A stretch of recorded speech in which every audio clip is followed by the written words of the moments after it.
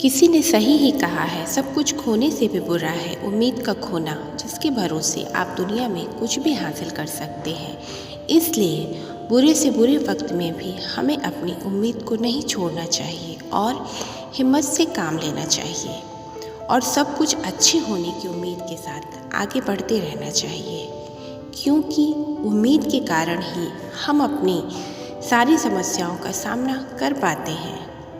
आने वाले कल और बीते हुए कल के बीच उम्मीद होती है। अगर आप उम्मीद नहीं करेंगे तो आप वह हासिल नहीं कर पाएंगे जो आपकी उम्मीदों से ज़्यादा है। यह कोई भी नहीं जानता कि आने वाला पल कैसा होगा, फिर भी हम हमेशा आगे बढ़ते जाते हैं क्योंकि हमारे पास आशा होती है। हम ये उम्मीद करते हैं कि सब कुछ ठीक हो जाएगा। इसी के साथ हम आशा बनाए रखते हैं। हमारे जीवन में आशा का क्या महत्व है, यह जानने के लिए एक छोटी सी कहानी आपके लिए। रात का समय था, चारों तरफ गहरा अंधकार छाया हुआ था। केवल एक ही कमरा प्रकाशित था। यहाँ 4 मोमबत्तियाँ जल रही थी, जिसके कारण उस कमरे में चारों तरफ प्रकाश फैला हुआ था। 4 मोमबत्तियाँ अंधेरा देख आपस में बात करने लगी। पहली मोमबत्ती बोलती है, मैं शांति हूँ। जब मैं इस दुनिया को देखती हूँ तो मैं बहुत दुखी हो जाती हूँ। चारों तरफ हिंसा, लूट मार, अशांति फैली हुई है। ऐसे में यहाँ रहना बड़ा ही मुश्किल हो गया है। अब मैं यहाँ नहीं रहना चाहती हूँ, इसलिए मेरी इच्छा है कि मैं यहाँ से चली जाऊँ। यह कहकर वह मोमबत्ती बुझ जाती।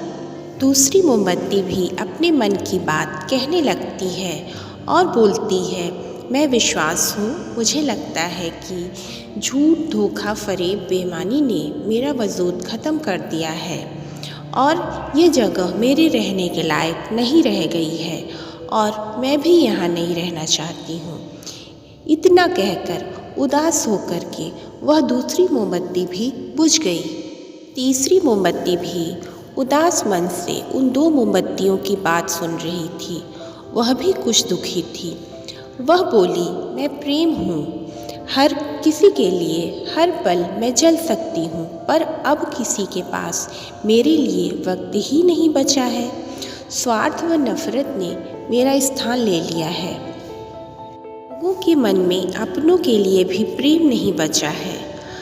अब यह सब सहन कर पाना मेरे लिए बहुत ही मुश्किल है।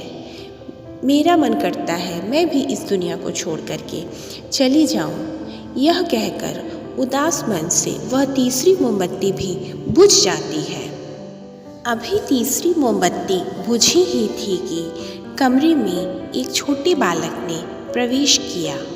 उन मोमबत्तियों को बुझा देखकर वह बालक बहुत दुखी हुआ। उसकी आंखों से आंसू बहने लगे। वह दुखी मन से बोलता है, इस तरह से बीच में ही मेरे जीवन में अंधेरा करके आप सब कैसे चली गई। कमरे में जल रही चौथी मोमबत्ती इन सारी बातों को सुन रही थी और वह बोली, मैं आशा हूँ, मैं तुम्हारे साथ हूँ। जब तक मैं जल रही हूँ तुम मेरी लौ से दूसरी सारी मोमबत्तियों को जला सकते हो।